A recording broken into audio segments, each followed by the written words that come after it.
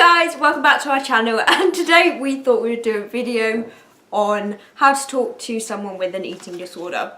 I have personally had an eating disorder, and I know you as a carer and kind of get as people around the eating disorder can be on edge on how to speak to the person with the eating disorder, because it's a very weird and wonderful. No, it's not wonderful. Nah, it's not wonderful. Very weird thing. Yeah, very weird thing. Yeah. So you can tread on eggshells a lot, and you're just constantly worried that you've said the wrong thing. You're worried if you've said the right thing. You're worried if you've said something that's going to trigger it. Yeah. So we've just got a few tips. Obviously, everyone's different, so not everything works for everyone, but this is just what we've learned. A little guideline. Point number 1 is don't focus on food and eating all the time. Obviously, the eating disorder is primarily based around that, but there's a lot that's going on in the mind that isn't about food. So doing things like just talking about your day, just talking about activities, talking about a movie or things they love, or Netflix, talking about sport. It's something that can just really help to bring their mind focused on something else, rather than constantly talking about food and eating and things, which is obviously like one of their pet hates. It's nice to actually form a bond talking about things that you can actually relate to and not cause an argument, basically. Otherwise you lose that bond and you lose that relationship. And also one of the main reasons people get a mental illness or get an eating disorder, especially in my case, is they feel out of control and they don't feel like anything is in control of their life, and then they get control through restricting their eating, and people get like over exercising, etc. And if you're just talking to them about that, it's just going to keep kind of reminding them, where it's nice to take them out of it for a bit and kind of focus their mind on something else and give them something else that will kind of put a shine in their life that might make them feel a bit more in control. Number 2 is don't walk on eggshells and be honest. I'm so glad, obviously at the beginning you guys walked on eggshells, but I'm so glad towards the end my mum just said how it was, and you did to some extent, but you were always like really nice and just kind of more my friend, whereas my mum just said it how it was, and that's what got me better, was just hard-hitting truth. And then you're true with yourself, and you're like, what am I doing?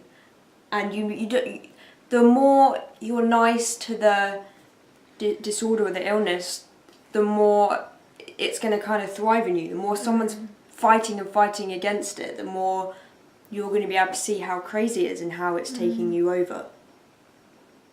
I think as well, the person who's suffering from the mental illness in any case and the eating disorder, they're not thinking logically. So they need someone to come in with logic and tell them how it is, because they're just believing everything this voice is telling them, or this illness is telling them and feeding them, that they no pun intended. But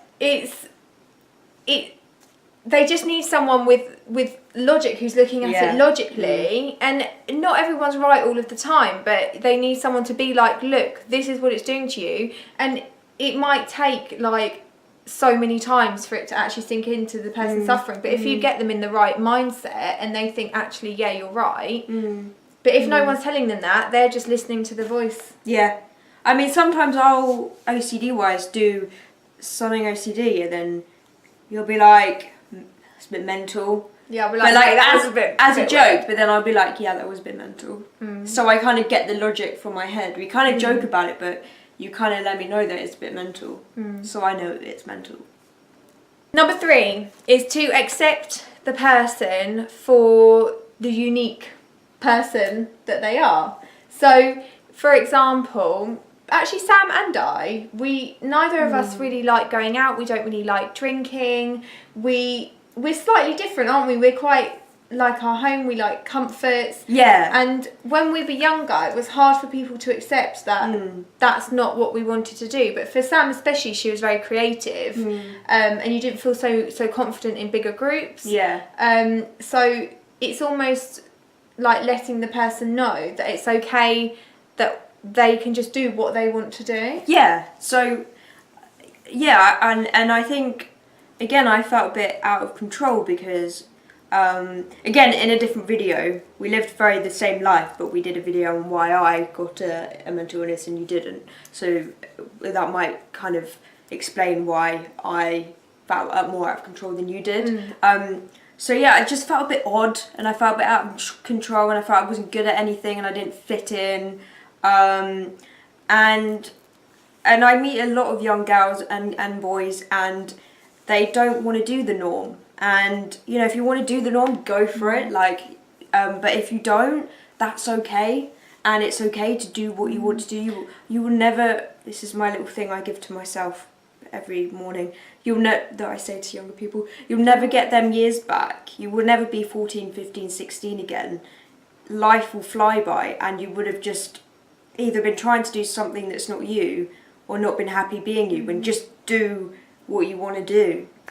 Also, I do think as well that sometimes, like, people can view the person not wanting to go out and socialise so much as being part of the mental illness, but sometimes it is actually just what they want to do. And sometimes people do just want to sit in and draw, or do a puzzle, or just sit and watch something on Netflix, or they always want to be out trying to be someone they're not. So it's just letting them know that it's okay to be unique in the person they want to be.